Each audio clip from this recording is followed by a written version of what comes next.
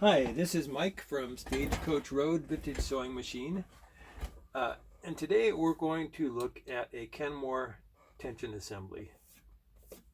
This is a Kenmore 158, what is it, 103, what you call them?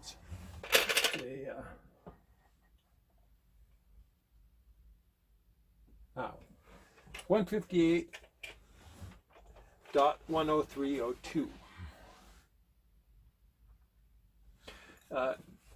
And this is fairly typical of most of the tension assemblies that Kenmore used in the late 1960s and early 1970s.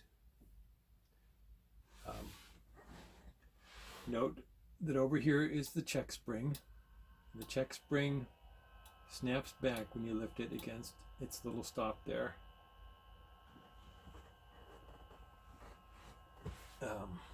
To start, we're going to take out this center screw, and it looks like a Phillips, but it's not really. It's a slotted screw. Just happens to have crossed slots in it. I should mention, before you start, take a picture of your tension assembly and try to get a good view of how all the plates look when they're together. And as you progress through each step, take the time to photograph what you're doing and lay your parts out as you take them off in sequence. That'll help you to keep track of what you're doing.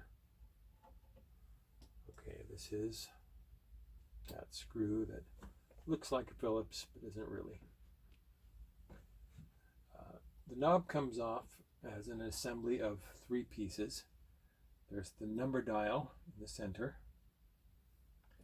And there's a little flat spring steel washer in here. Well, I guess it's a leaf spring.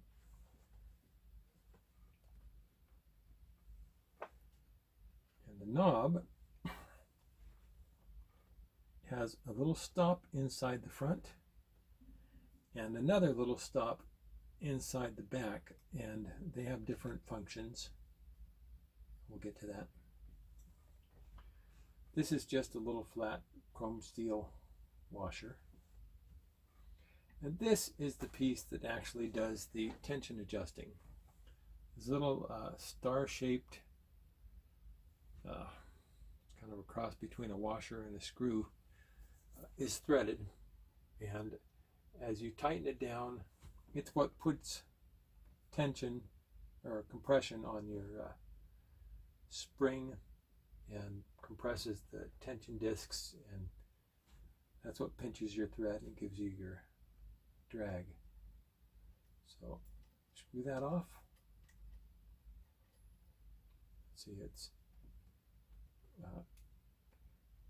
convex on the back on this one, and that convex part fits into the end of your compression spring and centers it. Of course, the compression spring goes on with the big side facing the machine and the small side facing out. This little cup-shaped plate holds the back of the spring, and you'll notice that it's got a little bar in the center that goes into the slot on your split shaft there. And also on the back, it's got some little detents that hold it away from this next plate, so your check spring has room to move. If it didn't have those, it would pinch the check spring and the check spring couldn't move. There's a space between the 2 detents on this side for your check spring to move in. You see, it doesn't affect the check spring at all. And that, of course, goes with the little bumps facing in towards the machine, and the cup part facing out to hold the spring. Your check spring on this particular model doesn't pull out with the rest of the pieces as it does on some, but the front leg of the check spring has to come off the split shaft. You want to do that without tweaking your spring too much. You don't want to bend it. So just barely slide it off the end of the split shaft and just kind of let it sit to the side. And the next 4 pieces come off as an assembly. This first piece, the outer piece, shaped like that, has the little notch at the top, and your thread's going to go into that notch at some point, but we'll get to that. Next are your 2 tension discs, and they're identical and interchangeable with each other, and they go convex sides in facing each other so that your thread can slip in between the 2.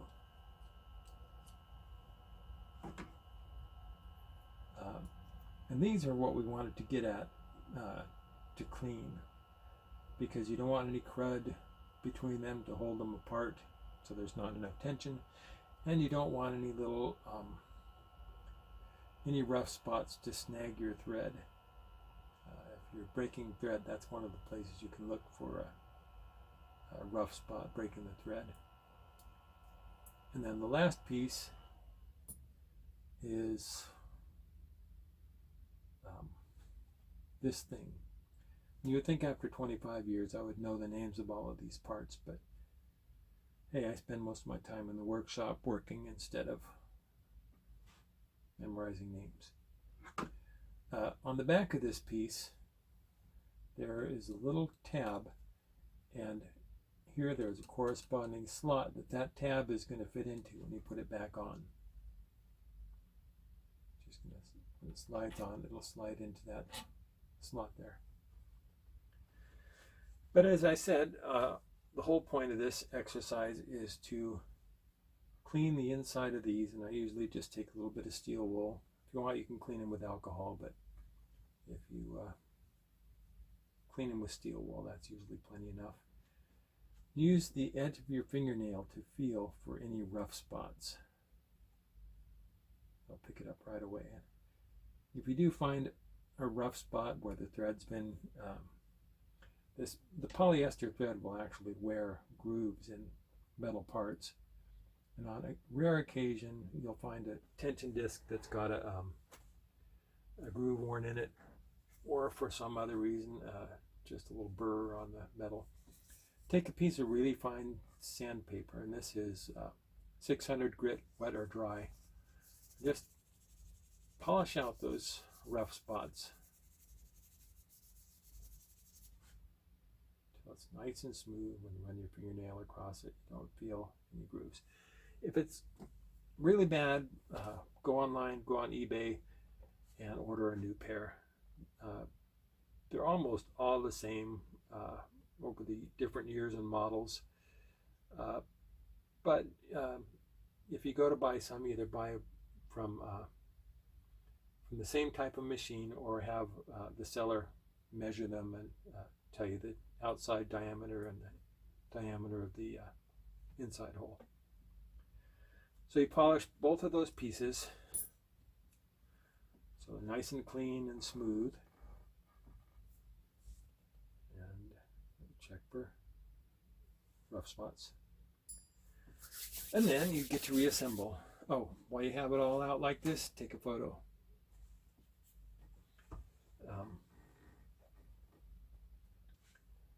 Remember that this first piece to go back on has a little tab on the back.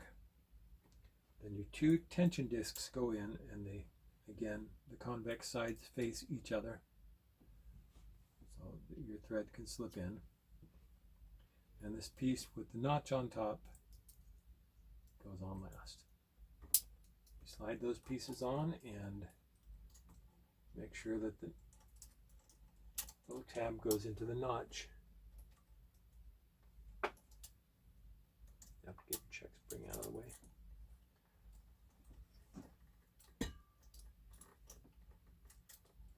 And all 4 pieces should fit down nice and snug on there. And you put the end of your check spring back on, and this is a split shaft, so it's not too hard to accidentally get your spring between the 2 halves to the split shaft. Don't do that. Make sure that you're over the whole shaft. Then bring your check spring around until it clears the stop. And when you lift it up, it should snap back against that stop.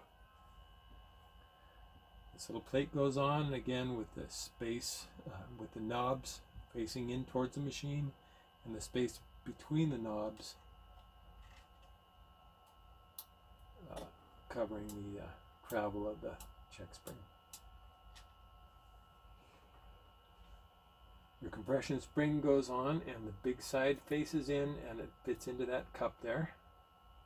And then your little starred piece, washer, screw, whatever, adjuster, goes on again with the convex side facing in so that it centers your check spring. And how tight do you want it? Not. You want it to just barely contact that check spring, so the check spring is not sitting loose in there, but you don't want to put any tension whatsoever on that spring at this point. Because when you do machine embroidery or darning or anything, you want to release all the pressure on your upper tension. So if you have tension, if you're preloaded with tension before you put it back together, you can never get a total release of your upper tension.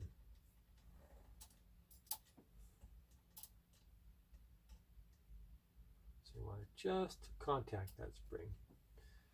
Then your flat chrome steel washer goes on next, and it won't go all the way back to the knob because there's a stop on the split shaft. You remember we mentioned that there's a stop on the front of the knob and a stop on the back. The stop on the back is going to go between two of these teeth on the starred adjuster, and you want the little red dot facing up. Slide it on there like that. Then your little square leaf spring goes on next, and the convex side faces out towards you so that the four little feet there sit up against the inside of the knob. And it goes right, just barely sits on the end of the split shaft there. And then your numbered dial goes on next, and you want your on the back of the number dial, it's got a little tab too.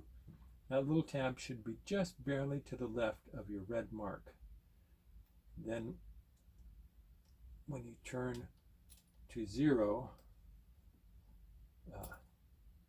the red mark will sit right over the 0. Make sure that your number dial is all the way in, and it should be pretty much flush with the face of the dial. And if you have it right, you should be able to turn the outer dial and the inner dial won't move. Then of course your screw.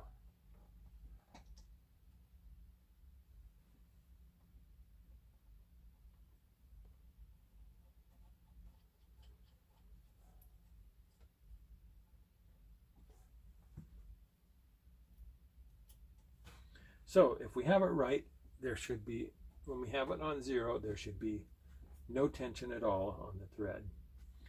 And your presser foot, if your presser foot's in the up position, there's a little pin in there that pushes the two tension discs apart so you can pull your fabric out without the thread bending your needle. So make sure that your presser foot is down so your tension is actually working. Take a piece of regular sewing thread, just feel between them. There should be no tension at all. It should just slide back and forth without any drag.